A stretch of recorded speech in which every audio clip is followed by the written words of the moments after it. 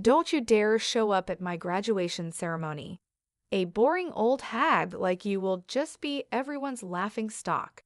It's my big day, so absolutely do not come." Hearing those words from Kelly made my head spin. It was clear she didn't see me as family. To her, I was just an embarrassment. "Hey, old hag, where are you now?" The moment I pressed the call button, Kelly's shrill voice pierced my ears. She sounded rushed and full of impatience, almost panicked. "You can't just leave a silly note like that and think it's okay. Where are you now? Come back home now." I could hear Jake's voice too. Both of them were freaking out. "My name is Lisa. I'm a 41-year-old housewife. I've been juggling a part-time job at the local real estate office while raising my daughter Kelly and doing housework for over a decade. I married my husband Jake 13 years ago. Jake had a daughter, Kelly, from his previous wife. I met Jake at my old workplace, a construction company where he was there for business. Our company was tough on clients, but Jake, always smiling and cheerful, made a good impression on me. I recommended his products to my company, wanting to be helpful. As a result, his company was chosen. That connection led us to go out for meals several times, and we got deeply involved. He proposed, and I happily accepted, quitting my job to prepare for the wedding. Just before the wedding, Jake revealed that he was living alone with his 5-year-old daughter. At first, I thought it was a lie. It was hard to believe, but it was true. I met Kelly a week before the ceremony. She was maybe shy, hiding behind Jake, and wouldn't come out in front of me. That's when I decided I would live with them for Kelly's sake. I wanted to raise her into a fine adult. I planned to take care of Kelly properly, especially until she graduated from high school. I'm not sure why I felt this way, but her anxious eyes peeking out from behind Jake were unforgettable. I made up my mind and decided to marry Jake. It was my first marriage, and my family was against it. My father was furious and said, "They're mocking you." But I went against my parents' wishes and married Jake. If I had listened to my parents, I might have avoided the trouble that was about to start. 13 years have passed since that marriage. Kelly has turned 17 and is supposed to graduate from high school this year. It should be a joyful occasion, but I couldn't feel genuinely happy. The thought, "I'll make her a fine adult," crossed my mind when I decided to marry Jake. "Hey, old hag, where's my t-shirt? Where did you put it? You didn't steal it, did you?" 3 years after we started living together, Kelly began calling me old hag. At first, she was kind and gradually got used to me, but one day she started calling me old and her attitude became rough. I pulled the t-shirt out from the folded laundry and handed it to Kelly. "Why did you wash it? What if it shrinks? It should have been dry cleaned. You know, you're really clueless, seriously so dumb." I had hand washed and air dried the t-shirt because I thought the fabric would get damaged at the cleaners, but I couldn't say that to Kelly. All I could reply was, "I'm sorry." Kelly snatched it from my hand as if she was grabbing it and said, "Really, you're useless," and left with those parting words. Her words were sharp and pierced my heart. I couldn't argue back, so I just apologized. I didn't understand why Kelly had become so rough towards me.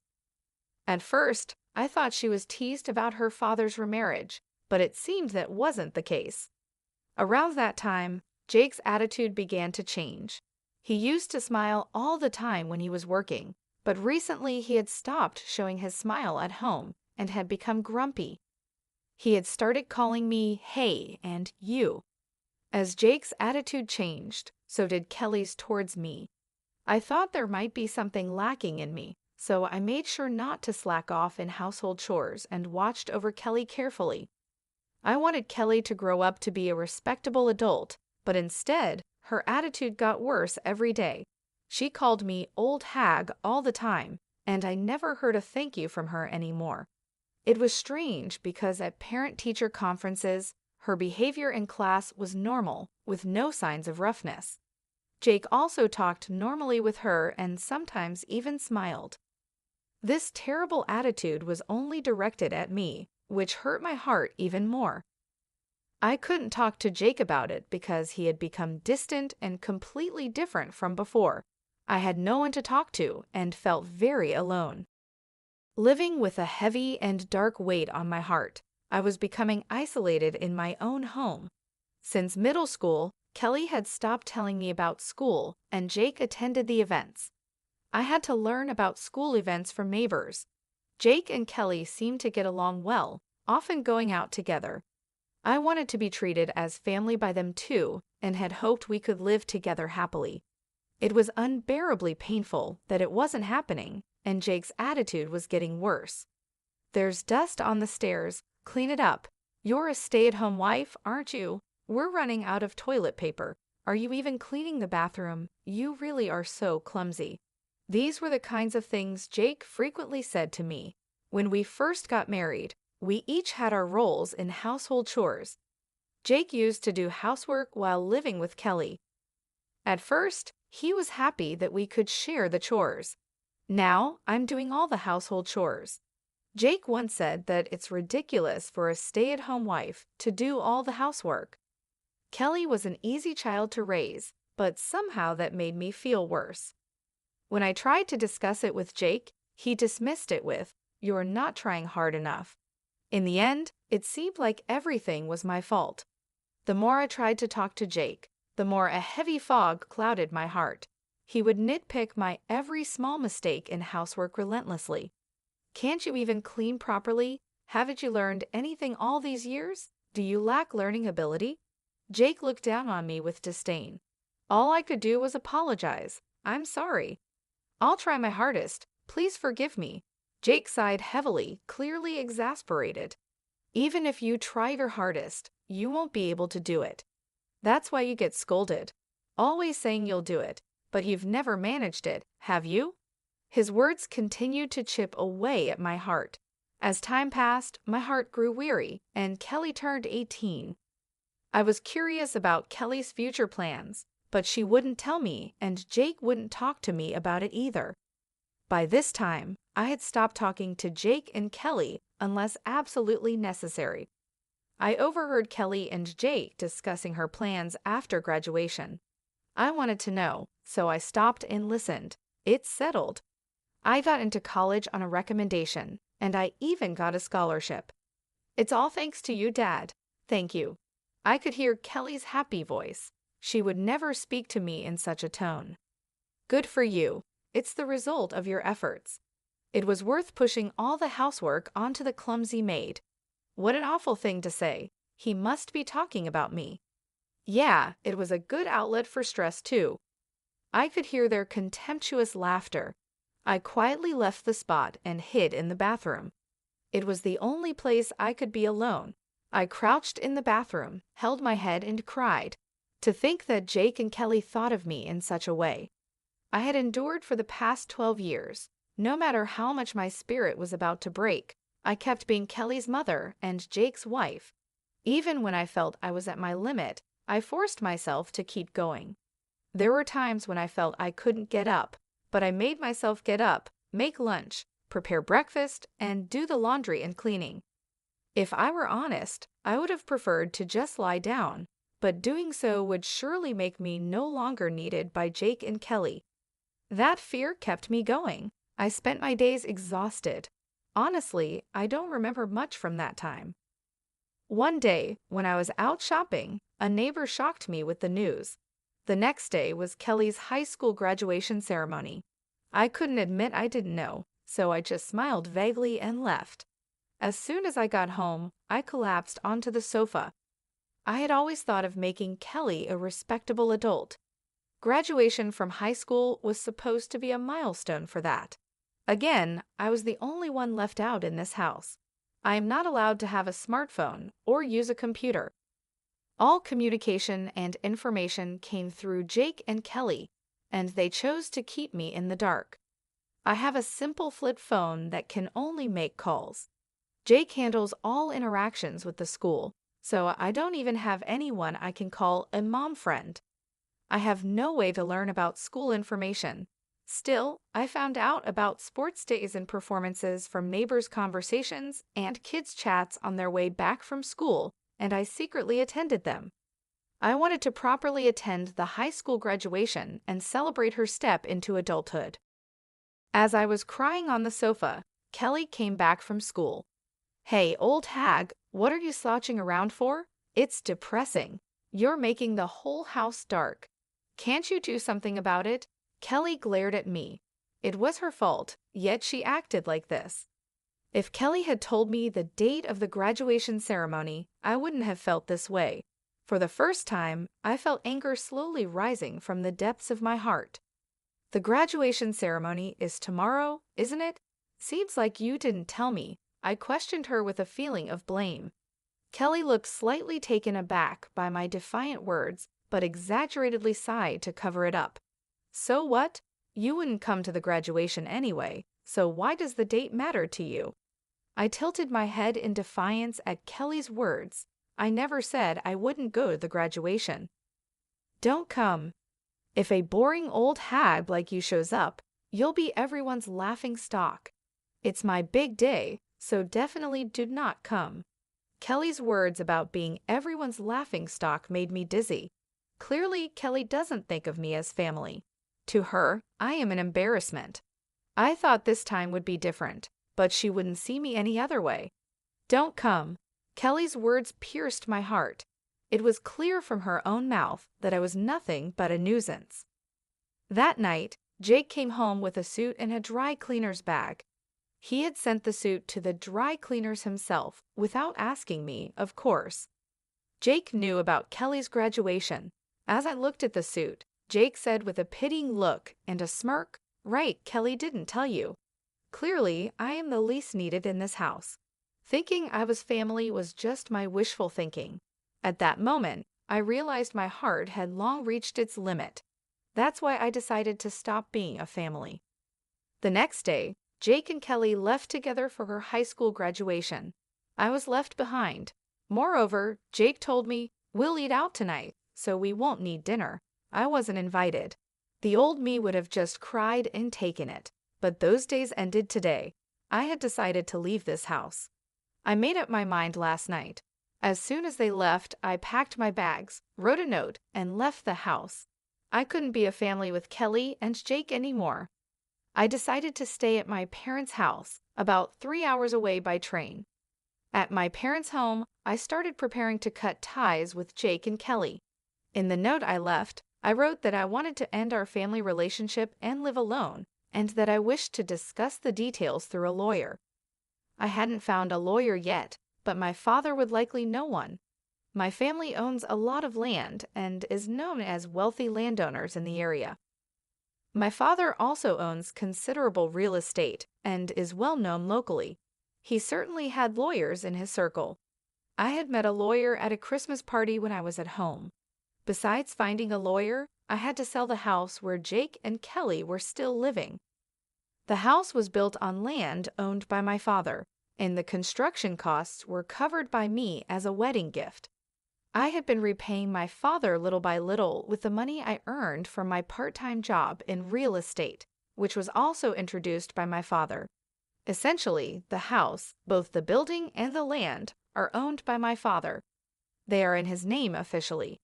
At the time, Jake probably thought the house was a gift since he never asked about the ownership.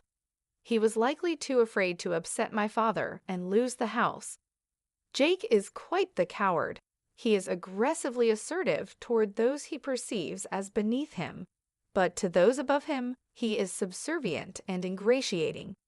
I explained everything that had happened to my father. As I spoke, tears flowed uncontrollably. I had to stop several times due to my sobbing, but my father listened until the end. There were tears in his eyes too. What comforted me was that my father didn't criticize the decisions I had made back then. In the end, he simply said, "You've had a hard time." Afterwards, my father made calls, and soon lawyers and real estate management people came to the house. Everything happened very quickly after that. It was decided that the house would be demolished, and the demolition was set for 2 weeks later. In the note I left, I wrote, "Please leave within a week." My father sarcastically remarked, "That's quite generous of you." For me, it was just about avoiding later complaints. The week passed as I consulted with the lawyer about the divorce. I also told my mother about the divorce, and we cried together. I can't forget the look on her face, furious, like a demon. I also talked with my father about what would come next. Above all, I needed to set up a new foundation for my life. It took courage to talk to my parents, and it was hard, but once I did, my heart felt lighter, and I slept soundly for the first time in 12 years. A week passed peacefully at my parents' home. Then my cell phone rang. As expected, it was Kelly. Honestly, I didn't want to talk anymore. Remembering how Kelly had treated me all this time, a dark feeling spread through my heart. I decided to ignore the call, but the calls didn't stop. Jake also started calling repeatedly. They were probably calling about the note I left, and maybe the demolition crew had also contacted them. For 12 years, Jake and Kelly had called me old hag and treated me like a servant. The way they treated me was not how family should treat each other. The thought of dealing with them again made my skin crawl, but leaving things as they were wasn't right either. I couldn't move forward without settling the past. If I ran away now and left things unfinished, I wouldn't feel at peace. After the way they treated me, it was time for Jake and Kelly to face the consequences. I braced myself and answered the phone. "Hey, old hag, where are you now?" As soon as I pressed the call button, Kelly's shrill voice pierced my ears. Her tone was rushed, full of impatience and panic. "Leaving a ridiculous note like that, you think that's forgivable? Where are you now? Come back right now." I could hear Jake's voice as well. Both of them were in a complete panic. I imagined Kelly coming home from graduation, finding that this servant-like woman who used to relieve their stress was gone. Moreover, there was a note saying divorce and leave the house. Even Kelly would panic in such a situation, especially on the day of her graduation ceremony. I couldn't help but let out a chuckle at how flustered Kelly was. Who is this?" Kelly seemed surprised by my response and stumbled over her words. I hung up the phone. Afterwards, I called the real estate management company to check when the demolition was starting. It was scheduled for tomorrow as planned, and Jake had already been notified. I asked to postpone the demolition to the day after tomorrow and requested that Jake be informed of the one-day delay. The one-day reprieve was granted. Jake would probably come here then. I was ready to deliver a heavy blow to Jake and Kelly. There were dozens of calls from them, but I ignored them all. The next day, around noon, I heard the doorbell and knocking. It must be Jake and Kelly. They probably wanted to come earlier, but the poor train connections made it take a long time. Jake and Kelly were panting heavily, looking really anxious. I had arranged for my parents to stay out of sight, so it looked like I was the only one home. I showed Jake and Kelly into the living room. Jake entered the house hesitantly, intimidated by my father, who is a wealthy and well-known figure in town with a commanding presence. Jake probably sees himself as beneath my father. On the other hand, Kelly wasn't intimidated at all. She seemed determined to confront me and take me back. Kelly slumped into a chair in the living room, crossing her legs and arms, silently motioning for me to sit opposite her. I prepared tea slowly and calmly before sitting across from her. Growing impatient, Kelly started to speak. "What the heck is all this about?" Jake, who was sitting next to me, placed the note I had left on the table. I just stared silently into Kelly's eyes without any reaction. Kelly looked away first, trying to shake off the awkwardness with a laugh. "What was with that 'who is this' yesterday? That was some pretty bad acting." Still, I remained silent, staring at Kelly. She became uncomfortable under my gaze, shifted in her seat, and continued talking. "Look, you can't make it on your own without us. You're nothing but trash." I almost reacted to Kelly's harsh words, but managed to restrain myself because I could hear the tremor in her voice. Kelly must be putting on a brave front. So far, Jake had been silent, just watching how things unfolded. "Stop being so stubborn and come back home," Kelly berated me with harsh words, trying to confuse and drag me back home. The more excited Kelly got, the calmer I responded. I don't have a family, do I? Oh, I do have parents, but you two aren't my family, are you? I said. Kelly, for her part, probably felt out of her depth. She started talking loudly. What are you talking about? You and Dad are my family, right? Hey, Dad, that's right, isn't it? Kelly must have felt at a disadvantage alone, so she asked Jake for help. Jake looked around nervously and, seeing that no one else was around, seemed relieved and started talking to me. That's right, you can't live without us, just like Kelly says, so you're coming back. Jake began to act all high and mighty when he saw my parents weren't around. Looking back, I realized what a cowardly man he is. As I said before, I have no family, I answered firmly. No matter what Jake and Kelly say, I'll keep treating them as strangers. Jake and Kelly are not my family. If they were, they wouldn't treat me like a slave. Family is about holding hands and helping each other. When someone in the family is in trouble, it's normal for the family to support them. However, Jake and Kelly were different. They've been treating me as a servant and an outlet for stress for over 12 years. Jake and Kelly insist that this is normal. They're unaware of how terrible and wrong it is. They've been oppressing me unconsciously. I'm amazed I've put up with it for 12 years. I'm impressed with myself. It all started when I saw Kelly peeking from behind Jake. I was bound by my own words to raise Kelly into a fine adult. Because of these words, I've been desperately serving Jake and Kelly. That's why I endured until her high school graduation. I had decided that when Kelly graduated from high school and was ready to leave, it would be time to draw the line. I had a faint hope that Jake and Kelly would change their attitude towards me by then, and we could be a family. But they betrayed my expectations, leading to this situation. Everything was decided by their attitude the day before the graduation ceremony. So I'm facing them with the appropriate attitude now. Jake and Kelly are no longer my family, which is why I don't treat them as family. Kelly started to change her tone, realizing the seriousness. We are family, aren't we, Mom? Stop putting on this silly act, please. Before I knew it, she had switched from calling me old hag to Mom. Apparently, Kelly began to understand that things wouldn't go as they used to. Jake watched anxiously as he looked at me and Kelly. You may not be my birth mother, but we've lived together all this time, so please listen to my request. Kelly unfolded her crossed arms and clasped her hands in front of her. She had been sitting back, but now she was leaning forward. I have no obligation to listen to requests from someone who isn't family, I continued, keeping my emotions in check. Tears appeared in Kelly's eyes as she pleaded desperately, please listen to me. That note was a lie, right? You're not really going to sell the house, are you? It can't be true because you are part of our family, Mom. I felt disgusted by the way Kelly said Mom. What concerned her was the house, not me. She must be anxious about losing her home. It's true that the house will be gone. Is that what you're worried about? I asked. It seemed all that mattered was having a place to live, even if I wasn't there.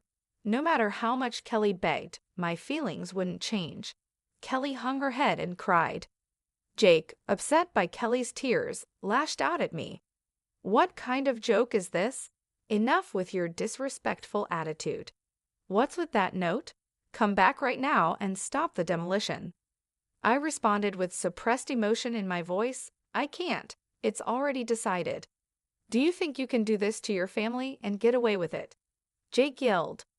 That's why I keep telling you, you are not my family, I replied, but neither Jake nor Kelly seemed to be listening. Enough already. Haven't I been saying we're not family? I thought, feeling like I was repeating myself.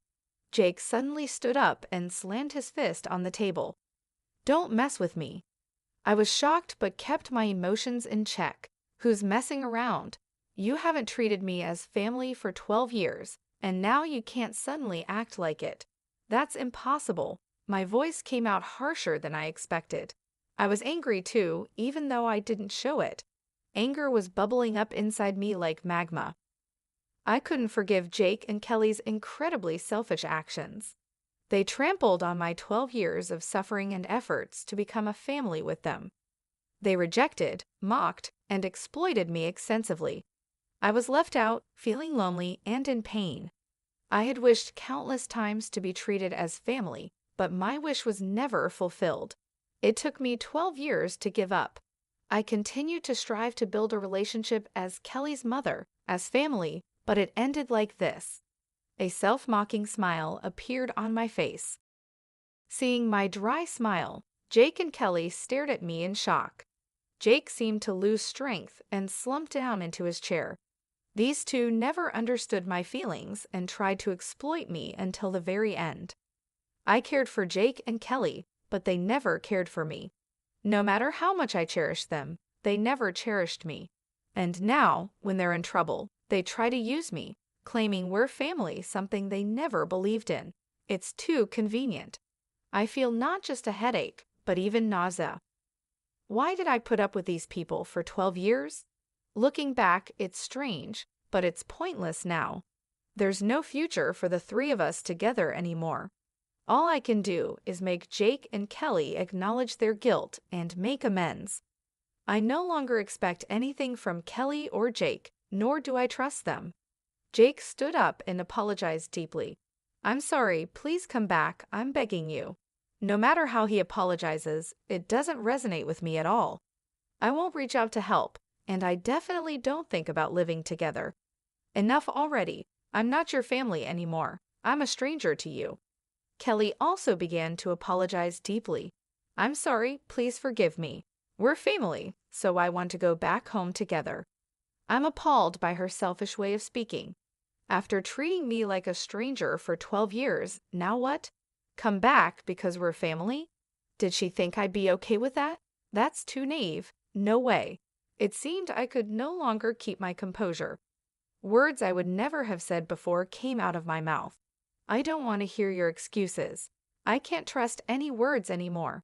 I definitely can't think of us as a family ever again.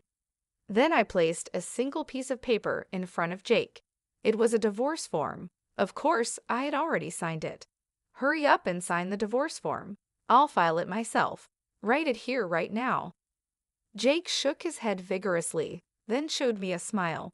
Think it over, okay. I was shocked at how bad Jake was at the end of our life together. He really is a small-minded man.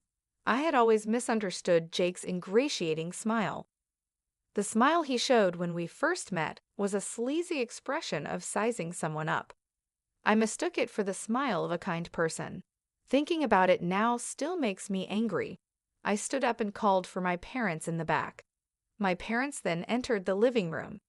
Jake's mouth hung open, as if his jaw had dropped. Father-in-law, he stammered. My father glared sharply at Jake, and my mother also looked stern. Just being glared at made Jake shrink and cower. I'm very sorry. Jake started apologizing deeply and forced Kelly to do the same. I've troubled you because of Lisa's misconduct. I thought I heard wrong. My misconduct? Was Jake still trying to evade responsibility? My father's eyebrow twitched, but he remained silent. Lisa, well, she left home on her own, so I was just trying to persuade her to come back, right, Kelly? Jake urged Kelly to agree with his ridiculous story. Lisa's misconduct. Don't joke with me. My father's loud voice echoed through the house, making the windows rattle. Jake and Kelly gasped quietly. My father stood in front of Jake, meeting his gaze. How can you say Lisa was being selfish? You only think of yourself. You really are a petty man. Then he turned to Kelly. You've done some terrible things too, Kelly. What did you think of Lisa? You did it again. My father's loud voice reverberated throughout the room. Kelly must have been really scared. Her body was trembling. My father stood towering over them with a stern look. Kelly, you've been causing problems at school too. I've looked into it. Using my father's connections, we hired a private investigator, and it turns out Kelly had been extorting money from a girl at school. The victim was too scared to confide in anyone, but my father arranged for her to file a criminal complaint. Kelly, with wide eyes, exclaimed, "She ratted me out, didn't she?" I felt like I had seen Kelly's true nature. She hadn't reflected at all. She was only thinking about getting through this situation. "And you, Jake, you've been embezzling money from the company." This too was revealed by the private investigator. Jake had been making fake business trips. I hired the investigator to strengthen my case for divorce, but the investigation uncovered appalling facts about both of them. "Why, how could you even? Was it her?" Jake reacted just like Kelly, showing no remorse at all. They were so bad at accepting their fate. Neither of them would escape punishment from me. They would face societal sanctions too. Then my mother spoke up. "All right, the discussion is over. Sign the divorce papers and leave this house immediately." Jake, sobbing and muttering "no, no," gave up when my father handed him the pen. He sat down and signed the divorce papers. I glanced at the clock. It was almost 8:00 p.m., and the last train was at 8:25 p.m. If they missed it, there would be no trains until tomorrow morning. In this small town, there were no other means of transportation. If they didn't catch the last train, Jake and Kelly would miss the demolition scheduled for tomorrow.